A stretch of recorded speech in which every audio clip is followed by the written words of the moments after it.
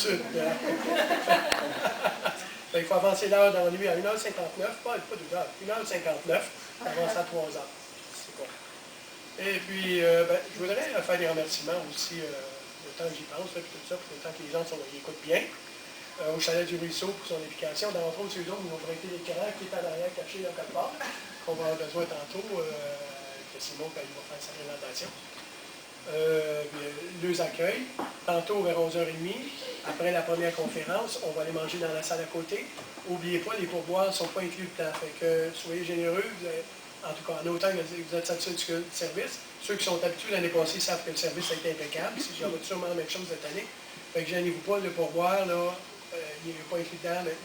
Mettez-en, puis ça va à peine. C'est réellement beau, du très bon monde. Moi, j'ai pas de trouble avec Lise, là. On parle, il n'y a pas on ne sent pas de résistance, d'anicroche, quoi que ce soit. Non, elle est tout disponible, n'importe quoi. Oui, oui, oui. C'est merveilleux. J'aime ça du monde de même. C'est merveilleux. Pour les enfants, il n'y en a pas beaucoup. Là, je pense qu'ils sont tous partis. Ils peuvent aller visiter la mini-ferme dehors, s'ils veulent. Après le brunch, il y a aussi la possibilité d'aller goûter à la tire des rêves, ceux qui veulent. Là. Malgré ils vont avoir 2 autres conférences après. Fait que je vous laisse le choix. C'est un peu le diable. Là. Merci aussi au Gym Extrême pour nous prêter son projecteur, entre autres, pour que Simon va avoir le besoin. Simon aussi qui travaille aussi pour eux autres, en plus d'être physiothérapeute en réadaptation physique. Je voudrais dire aussi, ben, merci d'avance aussi aux conférenciers, entre autres Isabelle Michaud, qui va nous présenter un beau, alors que c'est moi qui va servir les cobayes. On va voir ce que ça va donner. À Simon aussi, qui va arriver tantôt, Simon Tremblay.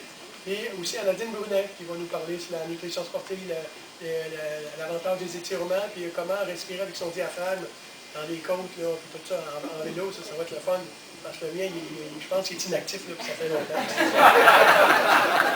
OK, merci à nos bénévoles aussi pour l'accueil, c'est-à-dire Sylvie, Nadine aussi, qui est là en arrière, Huguette, bon, comme d'habitude, j'en ai pas oublié.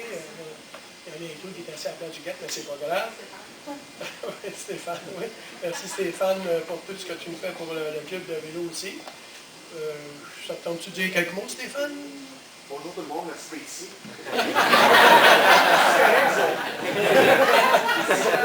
C'est très bien. Pour commencer, le programme de la soirée, c'est pas dans la soirée, là. Excusez-moi, il y a un peu de run, je suis un peu déphasé, mais c'est pas grave.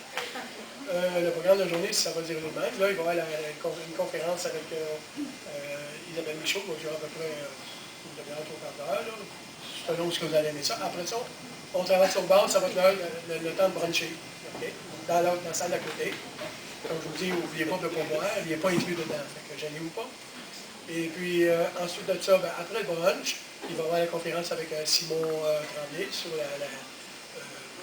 le positionnement, puis des choses comme ça. Ça devrait pas à peu près 1h30, à peu près une demi-heure, 3 quarts d'heure. Et puis après ça, il y a Nadine Brunet qui va suivre après. Fait que pour le moment, je vais vous présenter notre prochaine conférencière.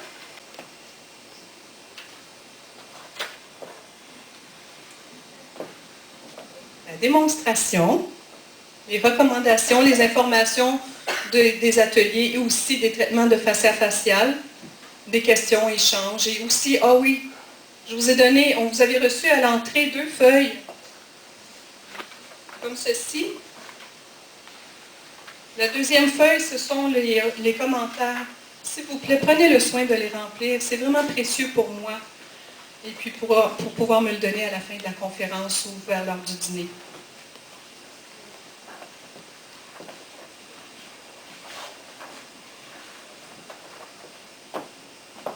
Qu'est-ce que la gymnastique faciale? Ce sont des contractions, ce sont des exercices de contraction musculaire qui sont faits l'une à la suite de l'autre. Et qui a pour effet, en fait, c'est comme une petite série, comme d'autres exercices qu'on peut faire, par exemple les biceps. On peut faire 3 séries de 10 biceps, mais c'est la même chose pour le visage. On fait une série de contractions musculaires, une série de 10. Est-ce que c'était clair? Oui? Okay. Alors, c'est ça, finalement, le but est de revitaliser et le but est d'activer tous les mimiques, pas les mimiques, mais tout le visage. Au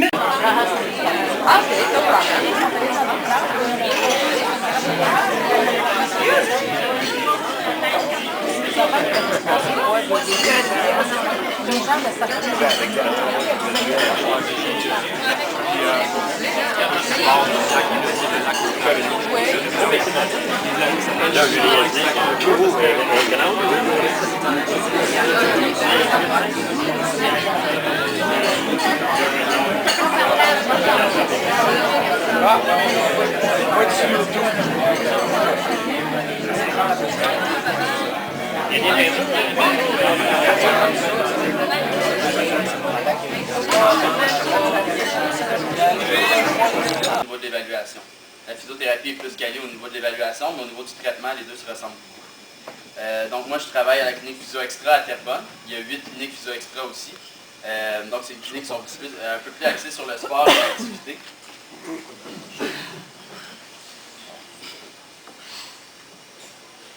Non, c'est vrai que je l'ai mis loin. C'est beau. J'aime ça voir qu'est-ce qui se passe en avant.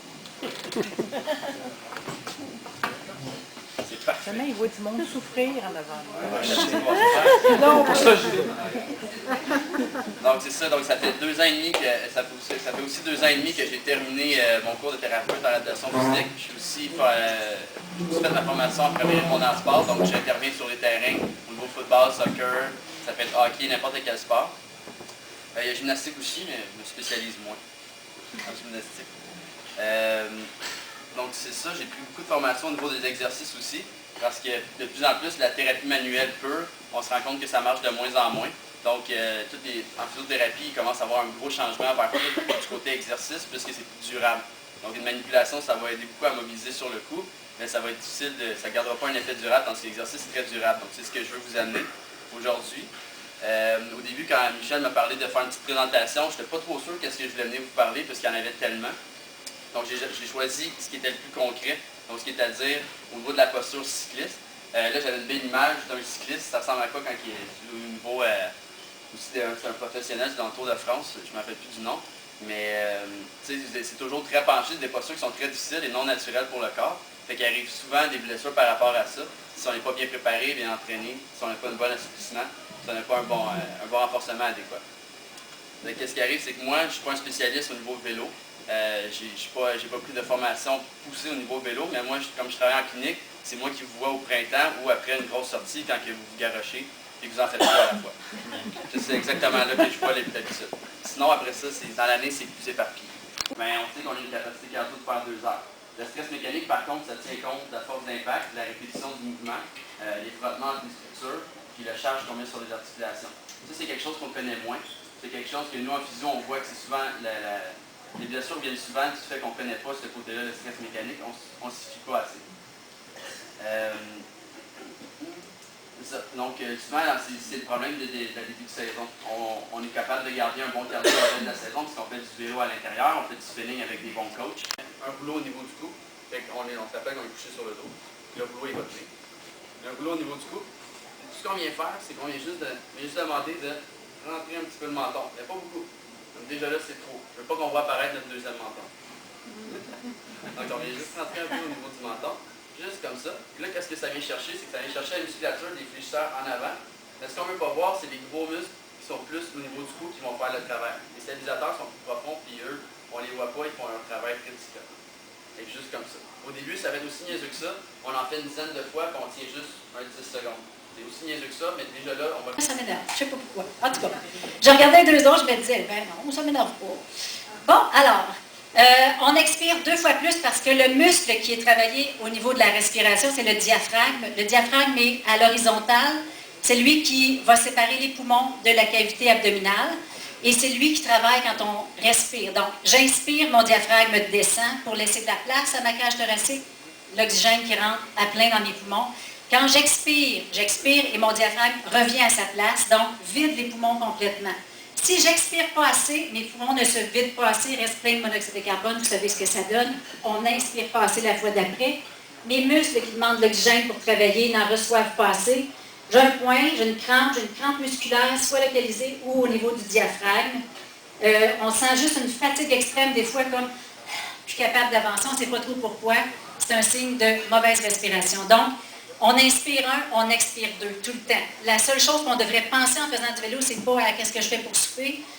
Oui, on regarde le paysage, mais vous avez le temps de regarder la route, surtout pensez toujours à votre respiration. Et on expire au complet pour ramener le diaphragme à sa place. Respiration, c'est tout. Ça va? Y a-t-il des questions? Hein? Voilà, on comprend? OK. Ensuite, la respiration, les muscles qui travaillent, votre gène, c'est fait. On va passer aux étirements. Simon vous en a parlé un petit peu. Moi, je suis un petit peu plus spécialisée en étirements. En fait, je donne des cours de yoga. J'en donne 10 par semaine, mais pas au gym. J'en donne à mon studio. Mais j'enseigne au gym, ça fait 17 ans. J'enseigne spinning, zumba, aérobie, musculation, blablabla. Ça fait 17 ans que je travaille au Gym Extreme, qui ne s'appelait pas Gym Extreme avant, ça s'appelait Gym Excellence et tout ça.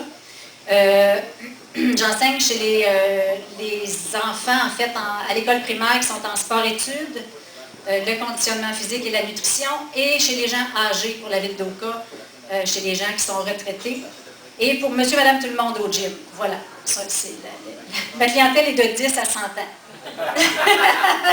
Soit des cyclistes, des professionnels en athlétisme, peu importe, ou monsieur, madame, tout le monde qui fait un peu tout.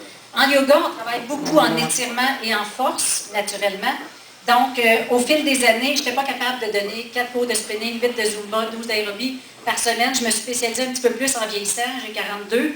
Je me suis dit, à 50, là, juste du yoga, ce serait juste parfait, ça. Alors, et je me suis rendu compte à faire du yoga, comment c'est important, les étirements. C'est une des 4 composantes, en fait, essentielles de la forme physique.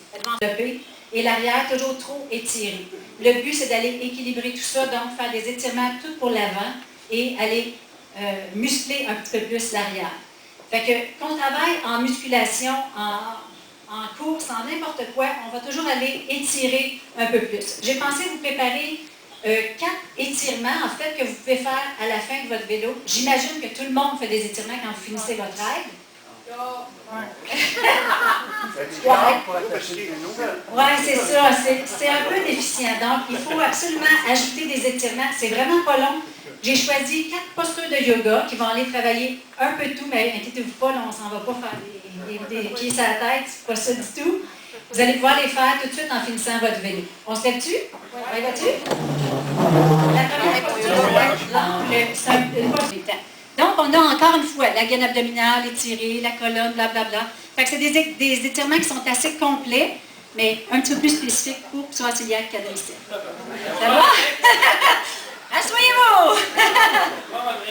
Allez-vous vous en rappeler, ces 4 exercices-là, ces 4 étirements-là? En fait, ce que je vais faire, moi je les avais écrits, mais ce que je vais faire, j'ai pas de site internet, en fait, mais je peux les faire mettre par Michel sur le site. Je vais écrire en détail les 4